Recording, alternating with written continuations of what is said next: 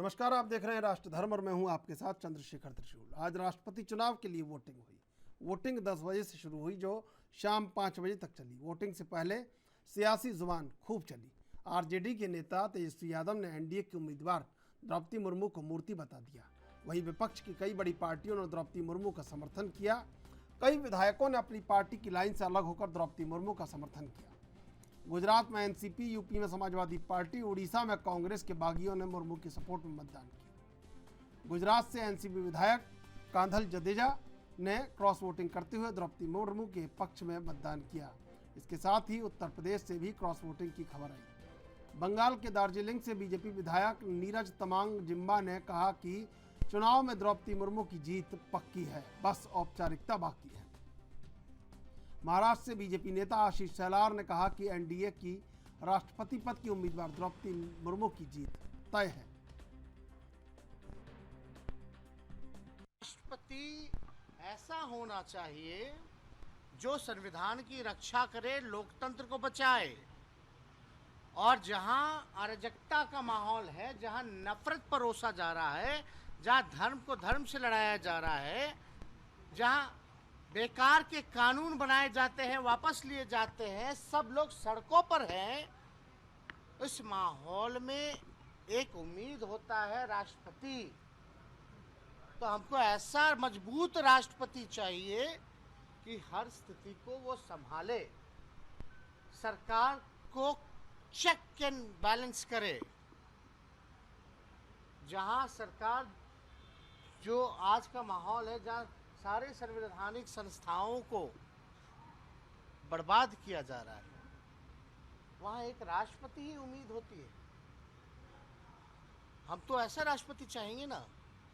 तो हम तो कौन क्या कहता है इस पे हमको नहीं कहना, लेकिन अगर आपसे हम सवाल पूछते हैं, मान लो हम पत्रकार हैं, आपसे हम सवाल पूछते हैं कि आप बताइए, आप राष्ट्रपति को चुनिएगा या मूर्ति को चुनिएगा। हमसे सवाल किया गया तो हमने जवाब।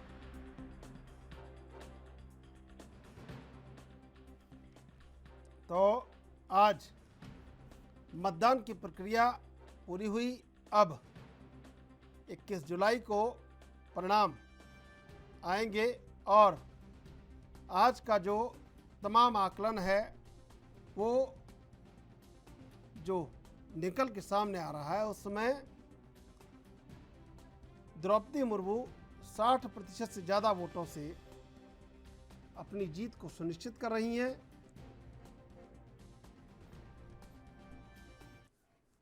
इसी चुनाव पर आज चर्चा करेंगे। हमारे साथ 3 मेहमान बने हुए हैं। शबनम पांडे बीजेपी से, राजेश दीक्षित कांग्रेस से, दिलीप यशवर्धन राजनीतिक विश्लेषक। आप तीनों का स्वागत है एनबी न्यूज पर।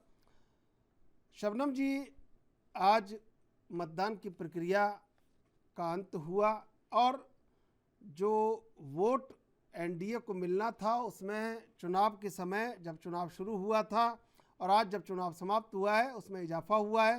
कैसे देखते हैं इस इजाफे को?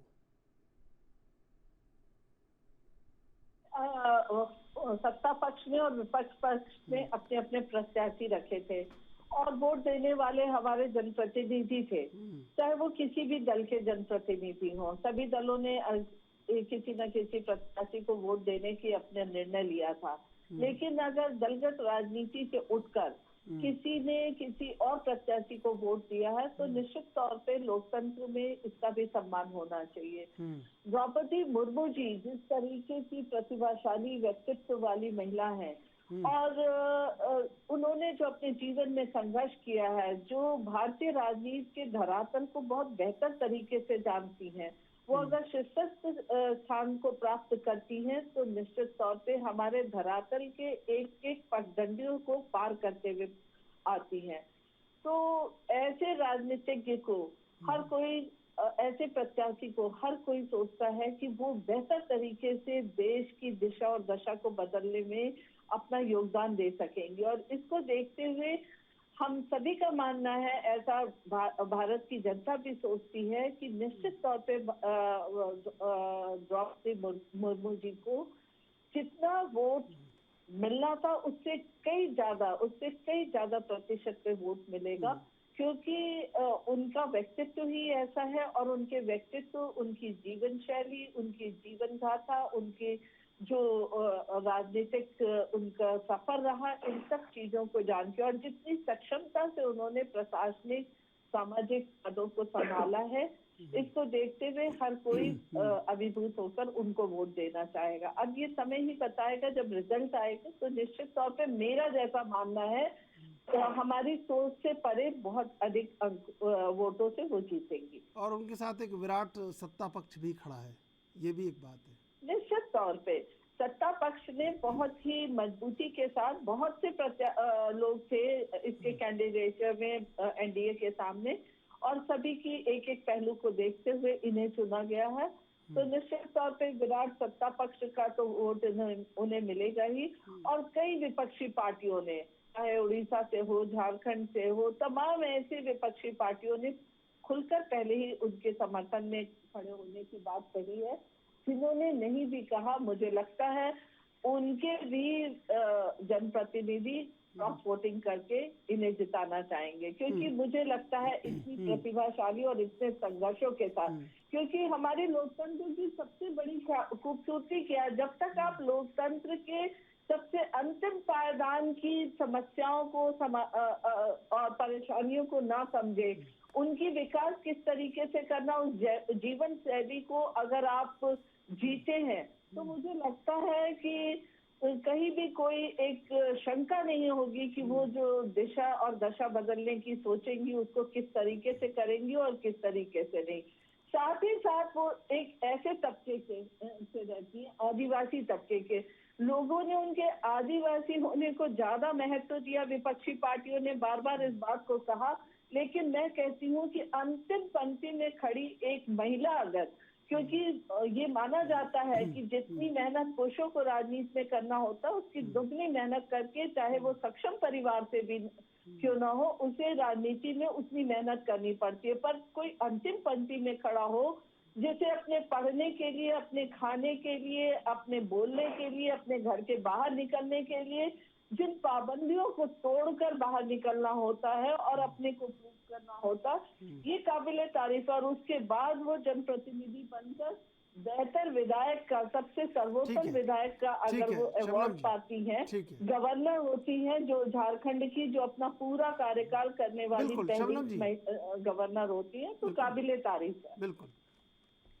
राजेश जी, इस बार विपक्ष में सबसे बड़ी कांग्रेस, और कांग्रेस ने तो सोचा तक नहीं कि राष्ट्रपति कैसे बनाया जाए, कैसे किसको लड़ाया जाए, और जो लड़ रहा है उसी में हरकारा भर दिया, और कोई गंभीरता नहीं दिखी। इस बार कांग्रेस ने गंभीरता दिखाई नहीं राष्ट्रपति चुनाव को लेकर।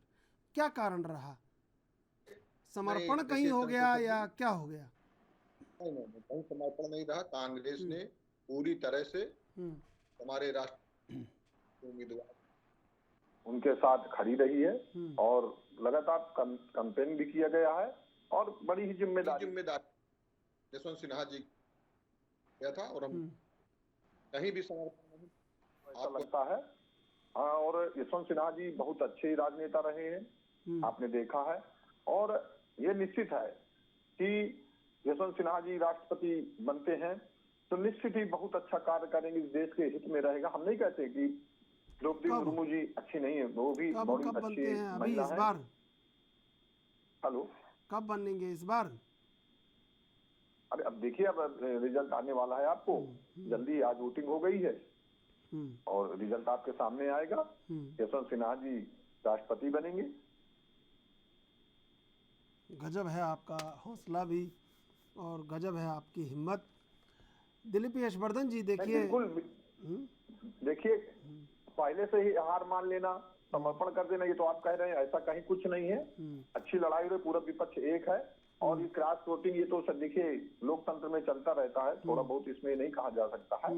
लेकिन जो लड़ाई लड़ रहे हैं यशवंत सिन्हा जी, एक परिपक्व नेता है, बहुत अच्छे राजनेता हैं, और अच्छी लड़ाई रहेगी, और निश्चित है हमें अब भी उम्मीद है कि जीत यशवंत सिन्हा जी की होगी।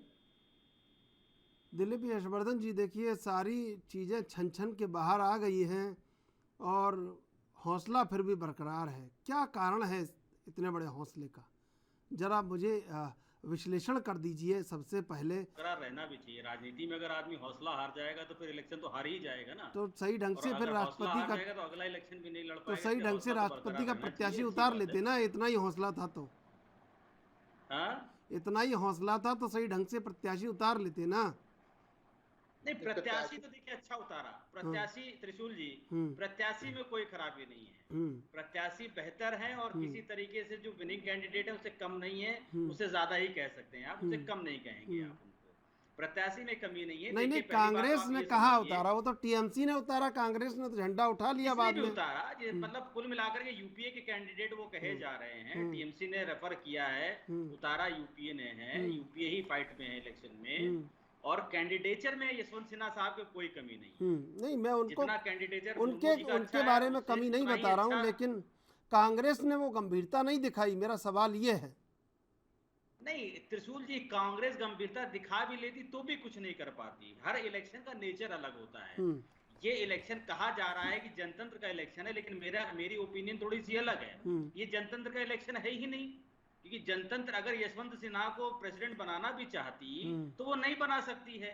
उसकी इच्छाओं के अनुरूप वो कुछ नहीं कर सकती, क्योंकि यहाँ वोटिंग की पावर जनतंत्र के हाथ में नहीं है, बल्कि जनतंत्र ने जिन प्रतिनिधियों को चुन करके भेजा है, विधायक सांसद बना करके भेजा है, उनके हाथ में ये पावर है। और वो डिस्क्रिशनरी पावर है। और बड़ा सीधा सा फॉर्मूला होता है त्रिशूल जी, कि इसमें जनप्रतिनिधि वोट करते हैं और जिस पार्टी के या जिस अलायंस के जितने ज्यादा प्रतिनिधि होंगे, जीत या सीट उन्हीं के फेवर में जाएगी। और यहाँ पर प्रत्यक्षदर्शी है कि 65 से 70% सीटें जो हैं वो एनडीए के पास में है। तो यूपीए के जीतने का कहीं कोई चांस ही नहीं है, कितनी भी कैलकुलेशन हो जाए। और क्रॉस वोटिंग अगर हुई है तो वो यूपीए से एनडीए के फेवर में हो रही है, एनडीए से यूपीए के फेवर में नहीं हो रही है। और जो सही कमान थी, चाहे वो महाराष्ट्र की बात कर लीजिए, चाहे वो गोवा की बात कर लीजिए, वहां से यूपीए के और अदर दलों के लोग टूट कर एनडीए में और शामिल हो। झारखंड और एक जो बार बार मुर्मू जी के लिए एक शब्द कहा जा रहा है कि अंतिम पायदान पे खड़े लोग वो आगे आने चाहिए। अरे साहब, वो राजनीति में पिछले 25-27 सालों से हैं, वो सभासद रह चुकी, वो विधायक रह चुकी, वो गवर्नर रह चुकी। तो अब वो किस तरीके से समाज के आखिरी पायदान पर खड़ी है, मुझे ये समझ में नहीं आ रहा है। उनको क्यों कहा जा रहा है कि समाज के आखिरी पायदान पे खड़े हुए लोगों को आगे लाया जा रहा है? अगर गवर्नर व्यक्ति जो इस देश में किसी प्रदेश का गवर्नर बन चुका है, वो अगर आखिरी पायदान पे खड़ा हुआ कहलाया जाएगा, तो जो बाकी तबका है उसको क्या कहा जाएगा? जमीन के अंदर बैठा हुआ कहा जाएगा।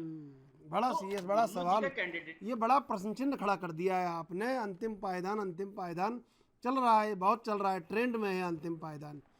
शबनम पांडे जी, जा रहा है अंतिम पायदान पर भाई? वो प्रदेश की प्रथम महिला रह चुकी हैं, अब देश की प्रथम महिला हो रही हैं। जो प्रथम महिला रह चुकी है वो अंतिम पायदान पर कैसे? ठीक है, कलम उठा ली है शबनम पांडे जी ने, कुछ कहना चाहती हैं, वो कलम के माध्यम से कहना चाहती हैं या विचार व्यक्त करना चाहती हैं? एक महिला पे अगर टिप्पणी कर रहे हैं कि वो कैसे अंतिम पायदान पे, टिप्पणी नहीं कर रहे हैं। देखिए, आप ये राजनीति कर रहे हैं, टिप्पणी नहीं कर रहे हैं। ये गलत बात शबनम जी, आपके विरोध में नहीं कह रही, आपको बता रही हूँ कि किस तरीके से वो अंतिम पायदान में।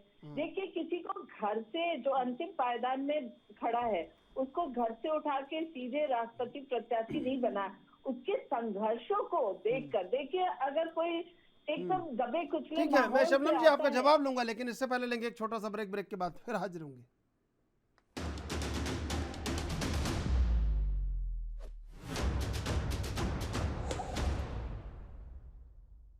सीधे चलेंगे मेहमानों के पास। शबनम पांडे जी, ये जो अंतिम पायदान वाला सवाल है, इसका जवाब दे दीजिए। दिलीप यशवर्धन जी ने कोई टिप्पणी नहीं किया, सही सवाल किया है। नहीं, निश्चित तौर पे इनके मन में ये जिज्ञासा आई तो इस बात को बताना, क्योंकि हो सकता है जनता के बीच भी आए कि गवर्नर रही और फिर भी क्यों अंतिम पायदान। देखिए, अगर कोई विपरीत परिस्थिति में किसी दबे कुचले माहौल से कोई आता है और वो अपने संघर्षों से अपनी जगह बनाता है, एक वंशवाद राजनीति करने वाले नेता जो कि उत्तराधिकारी बनकर किसी पद को संभालते हैं, तो वो कोई ऐसा लगता है कि उन्हें तो सब सजी सजाई मिली है, पर इन्हें शायद घर से निकलने में संघर्ष करना पड़ा होगा, अपने समाज में संघर्ष करना पड़ा होगा, अपने जिले में संघर्ष करना पड़ा होगा, अपने प्रदेश में संघर्ष करना पड़ा होगा। फिर जहाँ तक देखा जाए तो हमारे जो समाज है, पुरुष प्रधान समाज है, जब हम लोग जैसे एक मजबूत परिवेश से आने वाले लोग भी इसका सामना करते हैं, पुरुष प्रधान समाज का, तो उनको कितना उसका सामना करना पड़ा होगा। अब कहाँ है पुरुष प्रधान समाज, अब कहाँ है? अब तो सारा समाज एकजुट। आप कहते हैं, लेकिन आप देखिए टिप्पणी करने वाले तेजस्वी यादव ने क्या टिप्पणी की है। ये वो तो राजनीतिक टिप्पणी है, वो लिंग भेद जेंडर से जोड़ कैसे देख रही है? वो तो राजनीतिक टिप्पणी है उनकी, वो तो बीजेपी के परिप्रेक्ष्य में किया उन्होंने टिप्पणी। देखिए अगर वो अपने परिवार के लोगों को थाल सजाकर मुख्यमंत्री और मंत्री पद उनकी दे तो खुद की माँ, उनकी तो खुद की माँ मुख्यमंत्री रही है। द्रौपदी मुर्मू जी अंतिम पंक्ति में खड़ी महिला थी और वो संघर्षों से यहाँ तक पहुंची है, तो उनकी कार्यशैली, उनकी सक्षमता, उनकी जो उसको उन्होंने दरकिनार करते हुए एक शब्द में उन पर ऐसी टिप्पणी कर दी। तो वो क्यों हुआ? क्योंकि वो अंतिम पंक्ति, अगर आज वो सक्षम परिवार की होती, मैं ये कह सकती हूँ, क्या वो सोनिया जी के लिए ऐसे टिप्पणी करेंगे?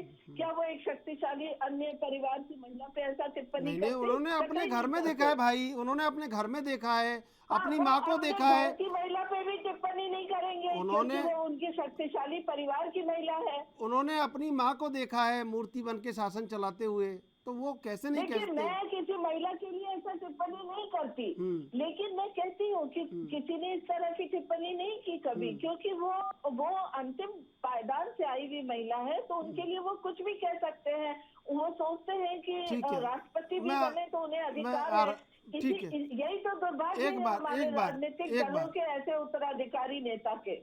ठीक है दिलीप, मैं आऊंगा राजेश जी आपके पास। दिलीप यशवर्धन जी, देखिए अंतिम पायदान वाला सवाल उलझा हुआ है अभी, इससे कोई उलझा कोई नहीं है त्रिशूल जी। अंतिम पायदान की बात मेरे हिसाब से एकदम गलत है। उनका संघर्ष वहां तक जरूर था जब वो पहली बार सभासद बनी, उनका संघर्ष थोड़ा और बड़ा होगा जब वो पहली बार विधायक बनी, लेकिन राज्यपाल बनने में कोई संघर्ष नहीं है, और राज्यपाल बनने के बाद अब राष्ट्रपति बनने में कोई संघर्ष नहीं है, क्योंकि ये पब्लिक का इलेक्शन नहीं है। यहाँ पर पार्टी पहले से डिसाइड करके कैंडिडेट उतारती है। क्या जैसे हर इलेक्शन में हर सीट पर अलग अलग कैंडिडेट खड़ा होता है और पब्लिक वोट करती है, क्या राज्यपाल के और राष्ट्रपति के इलेक्शन में ऐसा होता है? नहीं होता है। यहाँ जो विनिंग कैंडिडेचर होता है वो पहले से डिसाइड हो जाता है और एक ही कैंडिडेट उतारा जाता है। सारी पार्टी अलायंस करके एक कैंडिडेट उतारती हैं, तो एनडीए ने एक ही कैंडिडेट तो उतारा। यहाँ संघर्ष तब कहा जाता जब राष्ट्रपति के लिए बहुत सारे कैंडिडेट लड़ रहे होते, एक उत्तर प्रदेश से होता है, एक मध्य प्रदेश से होता है, एक झारखंड से होता है। पहले जोगिंदर सिंह काका धरती पकड़ते, वो भी चुनाव लड़ते थे। अगर यही बात है त्रिशूल जी, अगर यही बात है तो रामनाथ कोविंद जी के लिए कभी नहीं कहा गया। उनकी भी तो राजनीतिक जर्नी ऐसी रही, उनके साथ भी तो यही चीज थी। उनके लिए कभी नहीं कहा गया कि वो आखिरी पायदान पे खड़े थे, उनको ले आया गया। ठीक है, ये पॉलिटिकल स्टेटमेंट है, इनमें कोई बुराई नहीं है, राजनीतिक पार्टियां बोलती हैं बोले, लेकिन वो जिस उच्च पद से निकल के आई हैं और जिस सर्वोच्च पद पे जा रही हैं, उस पद के लिए बार बार ये शब्द इस्तेमाल करना मेरे हिसाब से ठीक नहीं है। ये उनके सम्मान में नहीं है। नहीं, ये कहीं ना कहीं बीजेपी के प्रचार प्रसार का अंग भी होगा थोड़ा बहुत। हाँ, हो सकता है, राजनीतिक स्टंट हो सकता है, मैंने कहा। जी शबनम जी, देखते हुए जिस स्थान से वो आई हैं, एक महिला होने के नाते मैं समझ सकती हूँ कि ये उनके सम्मान में ही है कि एक महिला इतना संघर्ष करती है। अगर राष्ट्रपति के लिए ये कहते हैं दिलीप जी की अकेली वो थी, नहीं, बहुत से नाम चल रहे थे, लेकिन अपने को सर्वोत्तम सिद्ध करा उन्होंने उस लाइन में। उनके पीछे कोई उनका परिवार नहीं खड़ा था उन्हें पुश करने के लिए, उन्होंने सर्वोत्तम अपने को सिद्ध किया और तब वो एनडीए की प्रत्याशी बनी। इसके ठीक विपरीत देखा जाए यशवंत सिन्हा जी 65 सीटें हैं, उसके पीछे 4 स्टेट हैं और 65 सीटें हैं जो आदिवासी बाहुल्य हैं। ये सपोर्ट है मुर्मू जी के राष्ट्रपति बनने का सबसे पहले। देखिए दिलीप जी, आप अगर ये बात करते हैं तो ये देखिए यशवंत सिन्हा को टीएमसी खड़ा करती है और उसके बाद देखिए कि ममता जी कहती हैं आपको बंगाल आने की जरूरत नहीं है। ये राजनीति चल रही थी, ये राजनीति ममता जी की तरफ से चल रही थी। हम तो अभी चुनाव हुआ 5 राज्यों में, पूरी बहुमत के साथ 4 राज्यों में आ गए, तो हमारे हाँ, तो आप कार्यशैली आगे नहीं हारे इसके लिए भी तो हमारा इंतजाम विश्वास- हो गया है। आगे नहीं हारे इसके लिए भी इंतजाम हो गया है। 40 सीटें तो अकेले राजस्थान में हैं, जहाँ से जगदीप धनखड़ अब उपराष्ट्रपति बन रहे हैं। आने वाले समय में 40 सीटें अकेले राजस्थान में हैं। उसके बाद उत्तर प्रदेश, पश्चिमी उत्तर प्रदेश को देखिए, उसके बाद हरियाणा को देखिए। तो एंटी इनकम्बेंसी तो कहीं ना कहीं ख़त्म होगी ना चुनाव की। ये भी तो एक विषय है। शबनम जी, देखिए बड़ा मन करके और बड़ा विश्लेषण कीजिए, ये तो एक विषय है ना, इसको दरकिनार कर दें। आप कहिए, बताइए यही बात कैसे मैं कर दें। कहती हूँ कि देखिए बड़ा मन करके इसका विश्लेषण करिए कि अगर हम जीतना चाहते हैं, हमारे पास बहुत से किया समीकरण ना, हो सकते हमने थे, किया ना, लेकिन कहा, एक महिला हमने को- कहा भाई, एक महिला हमने कहा कि नक्सल कॉरिडोर की कमर टूट गई। नक्सल कॉरिडोर में कोई ये कह नहीं पाएगा जन जंगल जमीन के अधिकार पर कि भाई आदिवासियों का हक लूटा जा रहा है। अब तो आदिवासी ही राष्ट्रपति हैं, हक कैसे लूटा जाएगा बताइए। नक्सल कॉरिडोर की कमर टूटी, हम कह रहे हैं इस बात को, कोई कहे या ना कहे। अलगाव खत्म होगा देश में, अराजकता खत्म होगी देश में। जातियों को प्रतिनिधित्व दिया जाता है 75 साल बाद, तो ये तारीफ की बात है, ये तो हम सम्मान की कह रहे बात है हैं कि हमारे लोकतंत्र की जीत हुई है ठीक इसमें। है, मैं आऊँगा आपके पास। राजेश जी, क्या लगता है, लोकतंत्र की जीत तो हो ही रही है, साथ में और कौन कौन सी जीत हो रही है? देखिए, राष्ट्रपति का चुनाव देश के प्रथम व्यक्ति का चुनाव है। अच्छी बात है, लोकतंत्र की जीत होगी, लोकतंत्र होना भी चाहिए, हमारा लोकतांत्रिक देश है। लेकिन जिस तरह से शबनम पांडे जी ने अभी अंतिम पायदान का बहुत अच्छे से विश्लेषण किया, बहुत अपने हिसाब से उन्होंने विश्लेषण किया कि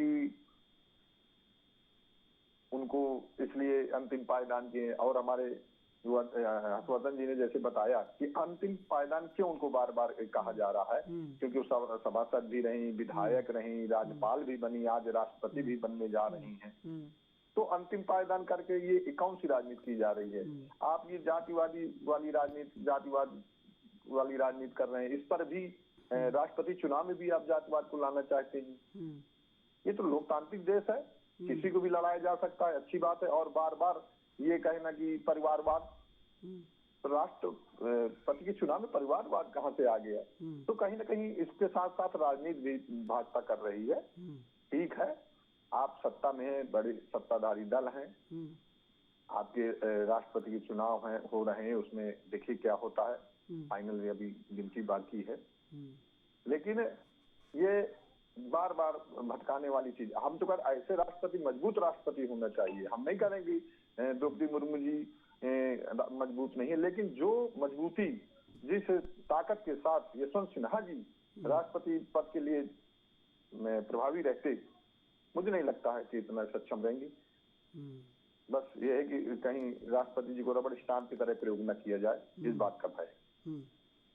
जी, मुझे आपत्ति है इनके इस वक्तव्य से कि जिस तरीके से महिला पे लगातार, अभी आप कह रहे थे पुरुष प्रधान समाज कहाँ रह गया। देखिए, पुरुष प्रधान विपक्ष आपको लगातार दिखेगा, क्योंकि बार बार महिला पे ये टिप्पणी करना कि रबर स्टैम्प जैसे हम कह सकते हैं मनमोहन सिंह जी प्रधानमंत्री। ये लैंगिक टिप्पणी नहीं है भाई, ये लैंगिक टिप्पणी नहीं है।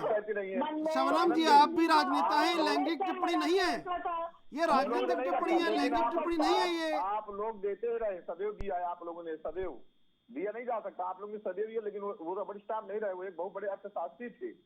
जब तक वो प्रधानमंत्री तब देश की स्थिति देख लिया यार, देश की स्थिति समझ ली, कितनी खराब स्थिति।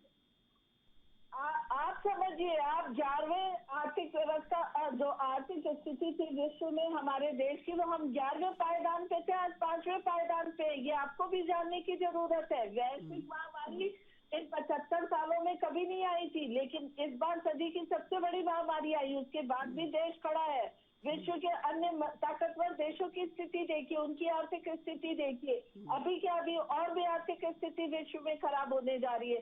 तो आप उस पर आरोप नहीं लगा सकते। जितने बेहतर तरीके से एनडीए ने संभाला है देश को, और देश की विकास की गति को जितनी तेज रफ्तार दिया है, और जो पॉलिसीज है उसको धरातल पर 100% ईमानदारी से उतारा है, ये आपको सीखना पड़ेगा। पॉलिसी पैरालिसिस का युग चला गया। आज देखिए पॉलिसी कॉन्शियसनेस का समय आया है, और यही वजह है कि पूरी जनता हमारे साथ खड़ी है। भले ही राष्ट्रपति को आप कहें कि ये जनतंत्र का चुनाव नहीं है, लेकिन ये परोक्ष रूप से जनतंत्र का ही चुनाव होता है। जो जनप्रतिनिधि है वो जनता द्वारा ही चुने आते हैं, और वो जो निर्णय लेते हैं वो जनता क्योंकि पूरे विश्वास के साथ चुनती है, तो वो जिसे भी वो तो चुनेंगे, कहाँ जनता गुवाहाटी के में जाके विश्वास की मुख्यमंत्री जीत बदल है। देते हैं भाई, वो तो मुख्यमंत्री बदल देते हैं गुवाहाटी में जाके शबनम जी। जनप्रतिनिधि तो कभी रात को जिस दल के होते हैं सुबह जाने किस दल के हो जाते हैं। दिलीप यशवर्धन जी, ये जो शबनम जी कह रहे हैं कितना इत्तेफाक रखते हैं जो कह रही हैं कि लैंगिक टिप्पणी है ये, क्या ये वाकई में लैंगिक टिप्पणी है, राजनीतिक टिप्पणी है? नहीं, देखिए राजनीति में अगर टिप्पणी की बात करेंगे तो हर तरह की टिप्पणी जो भी दल है जिसको जैसा मौका लगता है वो करता है। चाहे वो लैंगिकता को ले लीजिए, चाहे वो जातिवाद को ले लीजिए, धर्मवाद को ले लीजिए, क्षेत्रवाद को ले लीजिए, वंशवाद को ले लीजिए, जब जिसको जैसा मौका मिलता है। तो मैं राजनीतिक टिप्पणी को बहुत ज्यादा महत्व नहीं देता हूँ, क्योंकि मोर और लेस हर पार्टी और हर नेता अपने मौके और अपने समय के हिसाब से करता है, लेकिन ये करना नहीं चाहिए। देखिए अगर कोई भी दल या जितने भी जनप्रतिनिधि हैं वो महिला सशक्तिकरण की बात करते हैं, महिलाओं के उत्थान की बात करते हैं, महिलाओं के सम्मान की बात करते हैं, तो महिलाओं से संबंधित कोई भी ऐसी टिप्पणी जो व्यक्तिगत हो वो नहीं करनी चाहिए। ठीक है शबनम जी, देखिए मैं एक सवाल आपसे पूछ रहा हूँ, बहुत ज़रूरी है, आप अपना जवाब भी रखिएगा कि 5 राज्यों के चुनाव हुए थे, बताइए ज़रा कितने राज्यों में आपने महिलाओं को उनका हिस्सा दिया टिकट के रूप में, बताइए ज़रा मुझे। अगर आप महिला अधिकारों की बात कर रही हैं तो मैं बीजेपी की बात कर रहा हूँ। नहीं तो मैं आंकड़ा बता देता हूँ आपको। नहीं देखिए, अभी मैं आंकड़े लेके बैठी नहीं हूँ, लेकिन निश्चित तौर पर इस बात को कहती हूँ कि देश की पहली ऐसी पार्टी है जिसने अपने संगठन तक में 33% महिलाओं के लिए आरक्षण रखा है। अरे भाई टिकट कितने को दिया, टिकट दिया क्या? आज विधायक, आज आप देखिए चाहे केंद्रीय कैबिनेट हो या राज्यों में हो, आरक्षण सिर्फ नाम का दिया गया है आपके यहाँ मैडम जी। आरक्षण कांग्रेस ने करके दिखाया। उत्तर प्रदेश में 40% महिलाओं को टिकट दिया गया। पंजाब में क्यों नहीं करके दिखाया? पंजाब में क्यों नहीं करके दिखाया? पंजाब में तो आप दोनों ही कुछ नहीं करके दिखा पाए ना। पंजाब तो आप दोनों ही कुछ नहीं करके दिखा पाए। शुरुआत तो किया। राजनीतिक तौर पे बंजर जमीन पे नहीं करा जाता है, ये आप जान लीजिए। जो आपके लिए उपजाऊ जमीन थी राजनीतिक तौर पे, वहाँ करते तो मानते, लेकिन आपने जानबूझ के महिलाओं के साथ उस जमीन को चुना जिस जमीन पे राहुल गांधी को छोड़ के भागना पड़ा क्योंकि वो जीत नहीं सकते थे। तो महिलाओं पे आपने दाव खेला, ये महिलाओं के साथ विश्वासघात है, आरक्षण नहीं है। ये भी तो, ये कांग्रेस ने भी तो प्रतिभा पाटिल को राष्ट्रपति बनाया था, तब तो इतना प्रचार प्रसार नहीं हुआ शबनम जी। देखिए, ना हम उनके खिलाफ, ना हम कभी इस तरह की टिप्पणी करेंगे कि वो रबर स्टैम्प थी, ना हम इस तरह की टिप्पणी करेंगे कि वो मूर्ति थी। हम उनका सम्मान करते हैं। अगर कांग्रेस ने उन्हें राष्ट्रपति बनाया, एक महिला राष्ट्रपति बनी, ये हमारे लिए सम्मान की बात है। लेकिन जिस तरीके से विपक्षी पार्टियां आज महिला राष्ट्रपति प्रत्याशी पे टिप्पणी कर रहे हैं, यही तेजस्वी यादव अभी 4 दिन पहले देवघर गए थे माननीय प्रधानमंत्री जी, और वहाँ पे वो कागज में लिखा हुआ भाषण नहीं पढ़ पा रहे थे तेजस्वी यादव, और वो कहते हैं कि मूर्ति और रबर स्टैम्प। मुझे आश्चर्य होता है, यही राहुल गांधी जी 10 जगह जाके बोल नहीं पाते हैं, वो रबर स्टैम्प और उत्तराधिकारी के हैं, इसलिए उनको रबर स्टैम्प और मूर्ति कोई ना बोले तो वो धड़ल्ले से इनके प्रमुख बने रहते हैं। अरे कांग्रेस पार्टी अपना पहले अध्यक्ष चुन ले, राष्ट्रीय अध्यक्ष और प्रदेश अध्यक्ष। उसमें आप परेशान न होइए, कोई परेशान नहीं है, कोई परेशानी है। निश्चित घमंड न करिए, आप घमंड न करिए। भाजपा की क्या स्थिति है समझते रहिए। आप 10 साल पहले कहाँ थे आप, लेकिन ये भी ध्यान रखिए। ठीक है, लेकिन शुरुआत कहीं से होती है, लेकिन बढ़ोतरी तो होती रही। आप उसको देखिए, हम पीछे नहीं जा रहे, आगे जा रहे हैं, आप पीछे जा रहे हैं, उसको देखिए। ठीक है, मैं आऊंगा आप पास शबनम जी। राजेश जी, मैं ये कह रहा हूँ कि विपक्ष से जो उम्मीद थी, वो विपक्ष चुनाव में जब यशवंत सिन्हा को उतारा गया, उसके बाद धीरे धीरे बिखरता चला गया और उसका फ़ायदा पूरी तरह एनडीए को हुआ कि उनका वोटर परसेंट बढ़ा। तो क्या लगता है आपको, किस आधार पे आप कह रहे हैं कि यशवंत सिन्हा की जीत होगी? देखिए, हमें सभी दलों का लगभग विपक्षी सभी दलों का समर्थन प्राप्त है और सभी ने ईमानदारी से यशवंत सिन्हा जी के साथ खड़े, सभी ने उनको सपोर्ट किया है। ऐसा नहीं है, कुछ लोग हो सकते हैं कि अपनी उनकी निजी समस्या रही है, कहीं ना कहीं ये जातिवाद का चुनाव भी इस तरह उसको प्रचार प्रसार किया गया, आदिवासी होने के नाते कुछ लोगों की समस्या थी, वो अलग हो गए हैं। लेकिन ये थोड़े अलग हो गए हैं तो अब हम चुनाव समर्पण कर दें। हमने चुनाव, लोकतंत्र है, एकदम से लड़ा है, हार जीत तो देखिए, जीत तो एक की हुई होनी है, ये तो कंफर्म है। लेकिन ये थोड़ा कि हम पहले से सिलेंडर कर दें। तो चुनाव हम लड़ रहे हैं। जवाब दीजिए, ममता जी ने उन्हें बंगाल बुलाने से क्यों मना कर दिया? ये अपना उनका व्यक्तिगत मामला है। झारखंड में इतनी सक्षम है, झारखंड में तो आप साथ हैं, झारखंड में तो आप साथ हैं, झारखंड में तो आप साथ हैं भाई, झारखंड में तो कांग्रेस साथ है सरकार में, वहाँ क्यों? मैंने कहा ना कि उनकी कुछ निजी समस्याएं थी, इस कारण से उन्होंने अलग से अपना समर्थन कर दिया मुर्मू जी को। और महाराष्ट्र में भी महाराष्ट्र में भी आप महाविकास आघाड़ी में, और वहाँ भी शिवसेना ने कह दिया, वहाँ भी आप कहेंगे निजी है। शिवसेना तो अलग ही हो चुकी थी, हमारे साथ एनसीपी थी। अरे भाई कैसी बात कर रहे हैं आप, तो महाविकास आघाड़ी में थी शिवसेना। शिंदे अलग हुए, शिवसेना थोड़ी अलग हुई है महाविकास आघाड़ी से, उन्होंने भी कह दिया।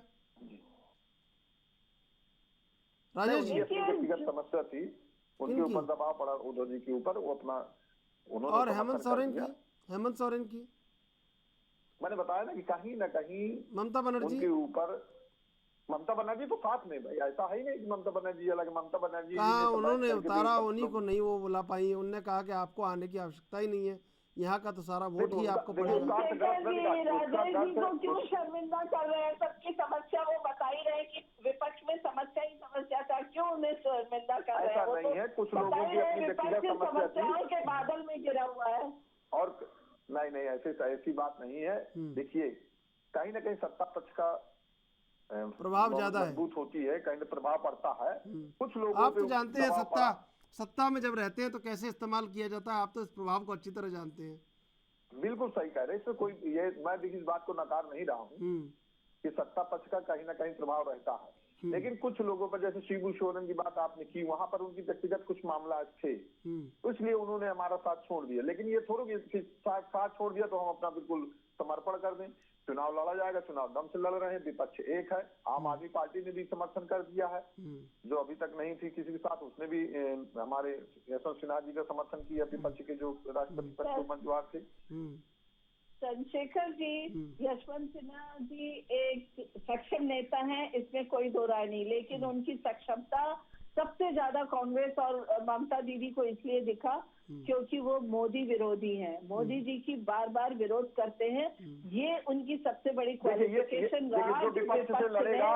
विपक्ष ने इसीलिए उन्हें चुना, क्योंकि उन्हें कोई काबिलियत नहीं चाहिए थी, उन्हें एक ही काबिलियत चाहिए थी कि कौन मोदी विरोध मजबूती से कर सकता है। काबिलियत तो थी, ऐसी बात नहीं है, लोग यही भयभीत है, काबिलियत तो थी उनके अंदर, ऐसी बात नहीं है। शबनम जी बन जाएंगे तो जो, अच्छा शबनम जी नहीं राजेश जी सुनिए भाई, राजेश जी सुनिए, राजेश जी सुनिए, राजेश जी सुनिए, शबनम जी, राजेश जी सुनिए,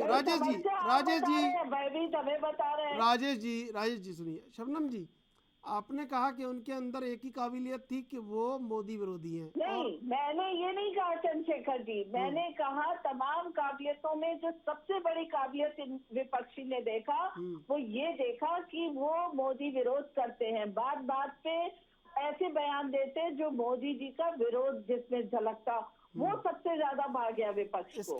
इसके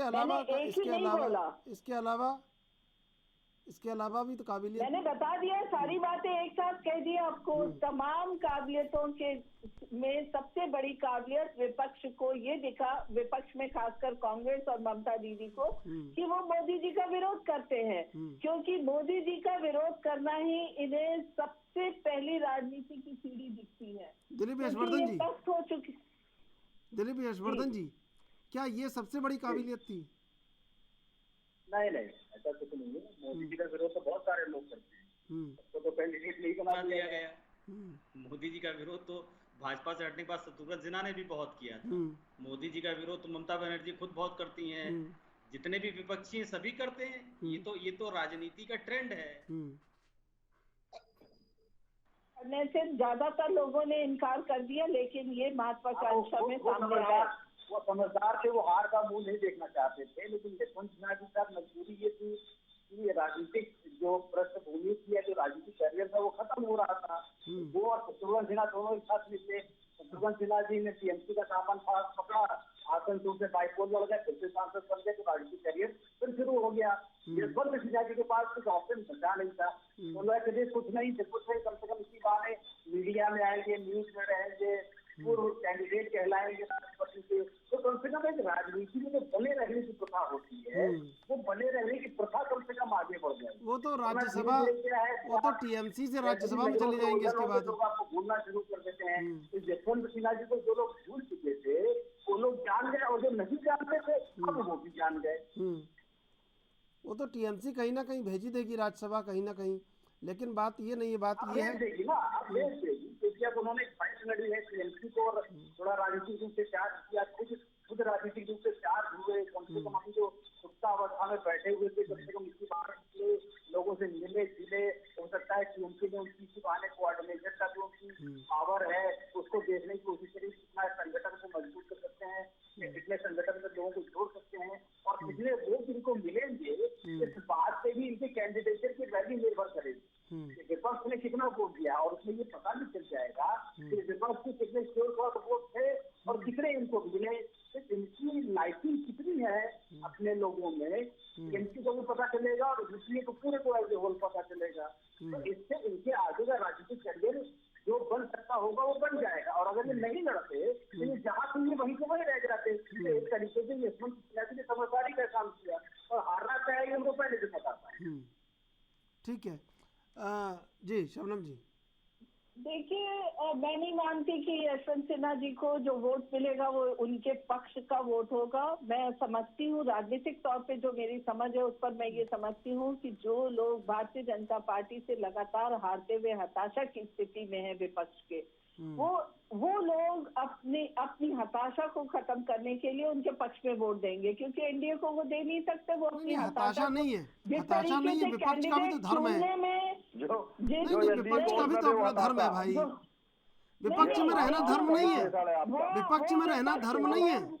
समाहित होकर विपक्ष को वोट जरूर जाएगा वो, लेकिन वो ये कहा जाए कि वो उनको बहुत उनके चहेते होके उनको वोट दिया जा रहा है, तो मैं नहीं समझती कि उन्हें वोट दिया जाएगा। नहीं, क्योंकि ये कहीं ना कहीं कैंडिडेचर सिलेक्शन में भी यही चीज था। विपक्ष में अपना कोई कर्तव्य नहीं है शबनम जी, विपक्ष कुछ नहीं है इसका मतलब। देखिए, विपक्ष अपना क्या कर्तव्य निभाता है, किस तरीके से मजबूत करता है, क्या करता है, ये विपक्ष की अपनी कार्यशैली है, उससे हमारा कोई लेना देना नहीं। क्योंकि विपक्ष जिस तरीके से सत्ता दल अपने को मजबूत कर रहा है, अपनी कार्यशैली को मजबूत कर रही है, वो उसकी अपनी कार्यशैली है, उसका अपना पक्ष है, और विपक्ष का अपना पक्ष है। उस पर मुझे कोई टिप्पणी नहीं करनी। पर अगर ये कहा जाए कि यशवंत सिन्हा जी को जितने भी वोट मिलते हैं उनकी पॉपुलैरिटी को देख के, तो मैं इस बात से इनकार कर रही हूँ। दिलीप यशवर्धन जी, वर्तमान में जो विपक्ष है उसके अस्तित्व को व्यक्ति विरोध से जोड़ा जा रहा है, क्या ये जायज है? दिलीप यशवर्धन जी, आवाज आ रही है आपको मेरी? राजेश जी। जी राजेश जी, वर्तमान में जो विपक्ष है उसके अस्तित्व को व्यक्ति विरोध से जोड़ा जा रहा है। नहीं, ये बिल्कुल गलत है, ऐसा नहीं है, कोई व्यक्ति विरोध नहीं है। ये शबनम जी का अपना विचार है, रख सकती है। इनको जो वोट न दे वो हताश है। मतलब विपक्ष एक होकर के इनका सामना कर रहा है, ऐसे नेता का सहयोग किया जा रहा है। जो यशवंत सिन्हा जी बहुत ही अच्छे राजनेता है और बहुत अच्छे राष्ट्रपति निकलेंगे, तो उस बात को शबनम जी कह रही नहीं कि हताशा है। और व्यक्ति विशेष की नहीं कह रहे, मोदी जी की जो बुराई करता है उसको अपना कैंडिडेट बना दिया। जैसे अभी यशवर्धन जी ने कहा कि बहुत से लोग हैं, और फिर जो प्रधानमंत्री हैं जहाँ गलत काम होगा वहां पे हर आदमी उनके लिए बात करेगा ही, प्रश्न खड़ा करेगा। यदि कोई बात की जा रही है तो विपक्ष ही तो बात उठाएगा, उसको आप विरोधी घोषित कर देते हैं, तो ये लोकतंत्र में सही नहीं। ठीक है, विपक्ष का काम ही ठीक है जो दिलीप गलत जी, कार्य है उसको रोकना, दिलीप जी उसके मैं बारे में बताना, आपसे सवाल कर रहा था, कुछ ले जाना। व्यवधान आ गया। ये जो विपक्ष के अस्तित्व को पूरी तरीके से इस बात पर निर्भर कर दिया गया है, विपक्ष का अस्तित्व केवल व्यक्ति विरोध है, क्या ये जायज है?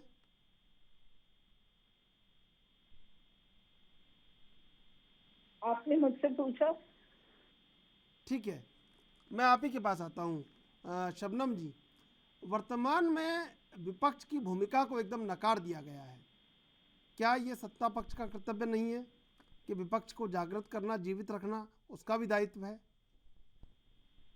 देखिए चंद्रशेखर जी, इस बात से हम आप कोई इनकार नहीं कर सकते कि लोकतंत्र में जितना मजबूत सत्ता दल होना चाहिए उतनी ही मजबूती विपक्ष में होनी चाहिए, पर विपक्ष की नकारात्मक राजनीति ने कहीं ना कहीं विपक्ष को नकारा है। उत्तर प्रदेश का उदाहरण देती हूँ। उत्तर प्रदेश में सपा के साथ गठबंधन में तमाम लोग आए, परिवार की एक पार्टी भी आई, शिवपाल यादव जी भी आए, ओम प्रकाश राजभर जी भी आए, लेकिन आप देखिए जब वोटिंग का टाइम आया तो हर किसी के सुर अलग रहे, हर कोई अखिलेश जी से दूर रहे। तो जिस तरीके से आप देख रहे हैं कि विपक्ष एकजुट होके नहीं खड़ा है, उसकी एकमात्र वजह है कि कहीं ना कहीं विपक्ष एक तो वंशवाद की चपेट में आ गया, लोकतंत्र को दरकिनार कर वंशवाद की चपेट में आ चुका था। लंबे समय से जनता इस दंश को झेल रही थी। दूसरा, जब विपक्ष के सामने एक मजबूत सत्ता पक्ष खड़ा होता है जो जनता की आशा और आकांक्षाओं पे ही पूरी तरह फोकस होता है, अपने विकास कार्यों पे फोकस होता है, और एक ऐसी पार्टी जिसमें नेतृत्व देने वाला नेता होता है, मजबूत नीतियां होती हैं, उन नीतियों में अगर सकारात्मक जो कार्य होते हैं उसको विपक्ष बड़े दिल से सराह नहीं पाता है। तो यही जो नकारात्मक, जब वो नकारात्मक टिप्पणी करते हैं तो कहीं ना कहीं अपने को वो बौना बनाते चले गए, और यही वजह है कि आज विपक्ष की स्थिति बहुत कमजोर हो गई है।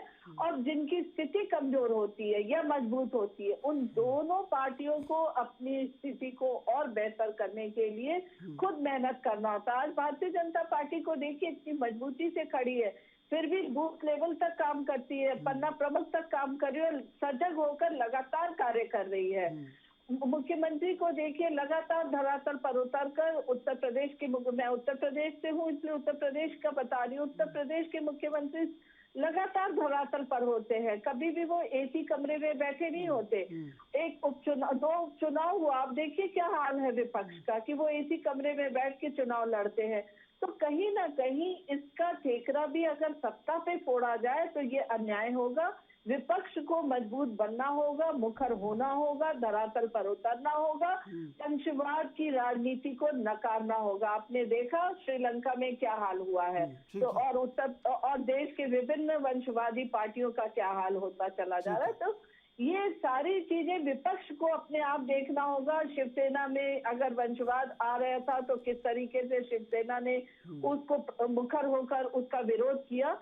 एक देश की सबसे बड़ी पार्टी पहले कही जाती थी कांग्रेस पार्टी, पर वहां पे इस तरीके की मुखरता नहीं मिलती, और अगर कोई मुखर होकर बोलता तो जैसे G23 नेताओं का हश्र हुआ, वो हश्र होता है। तो ये सारी चीजें उनकी समीक्षा करने की है, उन्हें अपने को मजबूत करने की है, ये काम सत्ता का कभी नहीं हो सकता। ठीक है, दिलीप यशवर्धन जी आवाज मिल रही है आपको मेरी? जी मिल रही है। दिलीप यशवर्धन जी, इस तरह जब भी चुनाव होता है, कोई भी चुनाव होता है, विपक्ष पहले एकजुट होने का दावा करता है, धीरे धीरे करके बिखरता चला जाता है। क्या लग नहीं गया होगा बीजेपी को कि विपक्ष एकजुट होने में नाकाम है? ये लग नहीं गया होगा, बीजेपी ये जानती है, और जो सदन जी ने कहा मैं उसको 100% सही मान रहा हूँ। बस अपनी नाकामियों से ज्यादा सीखते हैं, जितना भाजपा उसको हराने की कोशिश नहीं करती है, उससे कहीं ज्यादा वो हारने में खुद योगदान देता है। और ऐसे ऐसे गठबंधन, जब तक इन गठबंधन का कहीं कोई महत्व नहीं है, और कांग्रेस जैसी पार्टी जिस देश की सबसे बड़ी राष्ट्रीय पार्टी थी, यूं कह लीजिए राजनीति का बीज थी, राजनीतिक पार्टी एक ही हुआ करती थी इस देश में, और आज जितनी भी राजनीतिक पार्टियां हैं वो सब उसी से निकले हुए लोग हैं, चाहे वो भारतीय जनता पार्टी ही क्यों ना हो। भारतीय जनता पार्टी के लोग जो फाउंडर थे वो कहीं ना कहीं कांग्रेस से ही निकले हुए लोग हैं। तो जो जन्मदाता था ये मान लिया जाए कि आज वो बूढ़ा हो गया और इतना बूढ़ा हो गया कि वो चलने के काबिल नहीं रहा, उसे ऐसी ऐसी बैसाखियों की जरूरत पड़ने लगी है जिन बैसाखियों में खुद दम नहीं है, जो खुद नहीं चल पा रहे हैं वो किसी और का बोझा क्या उठाएंगे। तो ये भारतीय जनता पार्टी को पता है कि जो विपक्ष एक विविधता है वो एक विविधता बहुत सामयिक है और सामयिक है और ऑब्जेक्टिव है, मतलब एक उद्देश्य के तहत हो रही है और उन उद्देश्यों में उद्देश्य के पूरा होने से पहले ही शुरू हो जाती है, कुर्सी को लेकर के मारामारी शुरू हो जाती है या वैचारिक मतभेद हो जाते हैं। तो ये चीजें भारतीय जनता पार्टी जिस स्ट्रेटेजी के साथ काम करती है, जिस मजबूती, जिस प्लानिंग की, जिस कोऑर्डिनेशन के साथ काम करती है, बूथ से लेकर के अपर लेवल तक, वो कोऑर्डिनेशन किसी पार्टी में नहीं है। इस बात को सब पार्टियों को मानना पड़ेगा और मैं ये कहता हूँ कि हर राजनीतिक पार्टी जाकर भाजपा से क्लास ले ले कि राजनीति कैसे करी जाती है। अंदर भारतीय जनता पार्टी आज ऊपरी सतह पर राजनीति नहीं, अंदरूनी सतह पे बहुत मजबूती के साथ राजनीति करती है, इसीलिए वो ऊपरी सतह पर बहुत मजबूत होकर उभर रही है, तो कोई दो राय नहीं। ठीक है राजेश जी, मुख्य विपक्ष के रूप में भूमिका लगातार कांग्रेस की कमजोर होती जा रही है, क्यों? देखिए, कांग्रेस कमजोर हुई है, संगठन कमजोर हुआ, इसी कारण से आज हमारी यह स्थिति, हम इस बात से अपने को अलग नहीं कर रहे हैं। लेकिन जब से ये बात मैं कहना चाहूंगा कि जब से धर्मवाद और जातवाद के चुनाव आ गया, जब से जातवाद की बात होने लगी, धर्मवाद की बात होने लगी, तब से निश्चित तौर पर कांग्रेस का नुकसान हुआ है। और देखिए, हम पूरी तरह से संगठन बूथ लेवल से हमारा पहले भी था, आज भी है, गांव लेवल पर है। हम उस पर फिर से चिंतन करते हुए मजबूती से काम कर रहे हैं कि जो हमारी हार हुई है, कहीं ना कहीं हम पीछे हो गए हैं, इस बात को हम स्वीकार करते हैं और उसके मजबूती के लिए हमारा पूरा संगठन तैयार हो रहा है। पूरी राष्ट्रीय स्तर पर, प्रदेश स्तर पर इस पर अब काम किया जा रहा है। शबनम जी, हर एक चुनाव बीजेपी को नया सबक देता है, इस चुनाव से भी बड़ा सबक बीजेपी लेगी और आगामी दिनों में वो बदलाव, परिवर्तन कहीं ना कहीं सांगठनिक रूप से करेगी। देखिए, निश्चित तौर पे हर चुनाव को एक चुनौती के तौर पे लेके तैयारियां करती हैं और जो भी हमें कमियां रहती है उसकी समीक्षा भी भारतीय जनता पार्टी बहुत मजबूती से करती है। अभी हमारे कांग्रेस के साथी इस बात को कह रहे थे कि धर्म और जाति की राजनीति, मैं जानना चाहती हूँ कि धर्म और जाति की राजनीति, जो मुस्लिम तुष्टीकरण शब्द का जो उद्गम हुआ वो कब से हुआ? कब ये रोजा इफ्तार में टोपी पहन के जाना शुरू किया? क्यों नहीं दुर्गा पूजा में लोग आना शुरू किए? जो हमने समभाव का किया कि जिस धर्म का है मजबूती से अपने धर्म को मनाए, हमने इसकी कहीं से किसी को इनकार नहीं किया और किसी भी योजना में कहीं भी किसी को कमजोर नहीं किया। अगर हम कोई आवाज देते हैं तो उसमें हम धर्म और जाति नहीं देखते। हम कोई भी सुविधा योजना के तहत पात्रों को चुनते तो धर्म और जाति पे नहीं चुनते, पर कहीं ना कहीं जब ये राजनीति करते थे तो अल्पसंख्यक बहुसंख्यक करके किसी धर्म विशेष को पूरे संसाधनों का ठेका देने के लिए इनके प्रधानमंत्री तक खड़े होके भाषण करते थे। भ्रष्टाचार व्याप्त करने के लिए बस उसको समर्थन देने के लिए इतनी बात कह देते थे। 85 पैसा गायब हो गया और 15 पहुंचा धरातल तक, पर उस पर कार्य नहीं करते थे। जबकि वो भी कंप्यूटर का युग था, ये भी कंप्यूटर का युग है। हमने डीबीटी के माध्यम से, और आज देखिए जिस तरीके से यूपीआई से पेमेंट हो रहा है, गूगल से, आज विश्व का हर कोना भारत की तरफ देख रहा है। तो जो मजबूती भारत को आज हम दे रहे हैं, हर तरीके से ग्राउंड लेवल से लेके ऊपर तक हम सक्षम कर रहे हैं और सबका साथ, सबका विकास, सबके विश्वास के तहत कार्य कर रहे हैं, तो हम हर राज्य को मजबूत कर रहे हैं इसी एजेंडे के तहत। और इस पर विचार निश्चित तौर पे करना होगा अन्य विपक्षी पार्टियों को। तोहमत देने से ज्यादा अपनी कमियों को झांकना होगा, क्योंकि शीशे में अपना मुंह दिखता है, किसी और का नहीं दिखता। तो अपनी सुंदरता या अपनी कमियां आपको खुद ढूंढना होता है शीशा देख के, किसी और के चेहरे की आप कमियां नहीं निकाल सकते। दिलीप यशवर्धन जी, राष्ट्रपति का जो चुनाव का जो परिणाम आना है 21 जुलाई को आ जाएगा, 25 जुलाई को शपथ हो जाएगी, लेकिन और उसके बाद उपराष्ट्रपति पद का भी परिणाम आ जाएगा। लेकिन कहीं ना कहीं बीजेपी अपनी रणनीति में पूरी तरह कामयाब रही है और विपक्ष नाकामयाब रहा है पूरी तरह से। मुझसे सवाल किया आपने, दिलीप यशवर्धन जी, आपसे मेरा सवाल है। देखिए, इसमें कामयाबी और नाकामयाबी की बात तो मैं बहुत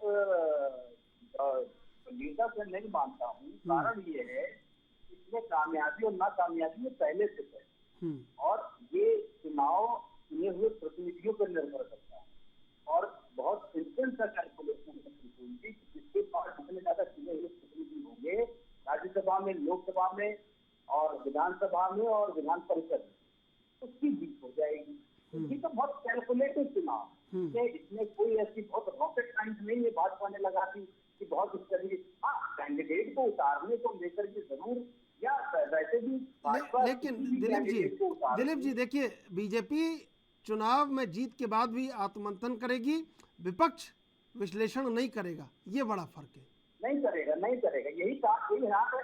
देखिए, भारतीय जनता पार्टी हारे या जीते तो उनकी दो चीजें बिल्कुल फिक्स हैं, तो वो हार का भी विश्लेषण करते हैं और जीत का भी विश्लेषण करते हैं। दूसरा, वो हारे या जीते अगले दिन से वो फिर अगले चुनाव की तैयारी लग जाते हैं। तीसरा, वो आज से चुनाव लड़ते हैं, वो सिर्फ आज के तहत आज के मद्देनजर नहीं लड़ते हैं, आज के चुनाव को अगले चुनाव की रणनीति पर तैयार करते हैं। ये जो राष्ट्रपति का चुनाव हो रहा है, ये राष्ट्रपति का चुनाव बहुत बड़ा निशाना है 2024 के लोकसभा इलेक्शन के लिए। मैंने कहा है कि मुर्मू जी को कैंडिडेट बना करके 4 राज्य और 62 सीटें ये भारतीय जनता पार्टी ने 2024 के लिए अभी से सिक्योर करनी। ये बहुत बड़ा निशाना, ये निशाना मारने की समझदारी थी, शायद विपक्ष में नहीं।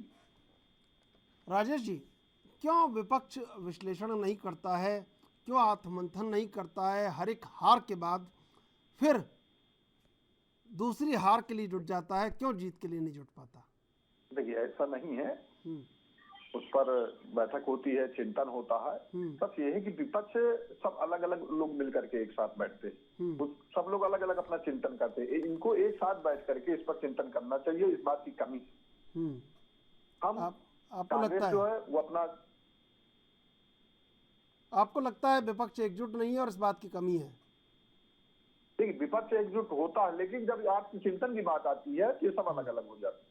यहाँ पर इस बात को हम मानते हैं कि हमारी कहीं ना कहीं कुछ कमी रह जाती है, इन्हीं सब कमियों को दूर करना है, और बैठ करके इस चुनाव के बाद 24 के चुनाव के लिए पूरी तरह से तैयारी की जाएगी।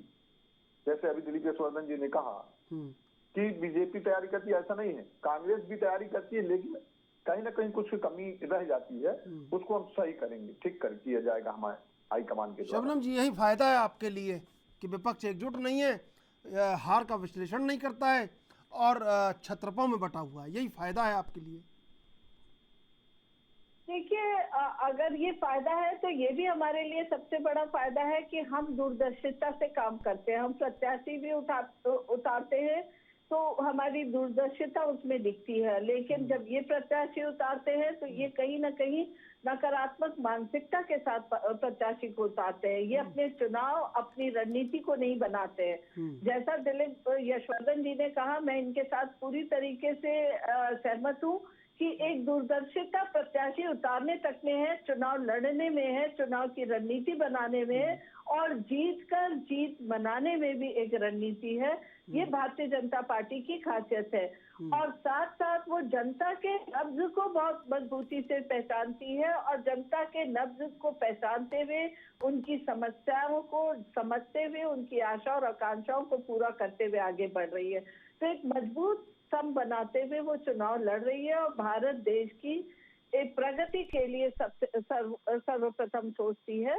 तो अभी ऐसा मुझे लगता है विपक्ष इस सोच से कोसों दूर है। ठीक है, शबनम पांडे जी, राजेश दीक्षित जी, दिलीप यशवर्धन जी, आप तीनों का धन्यवाद डिबेट में जुड़ने के लिए। समय समाप्त हो रहा है।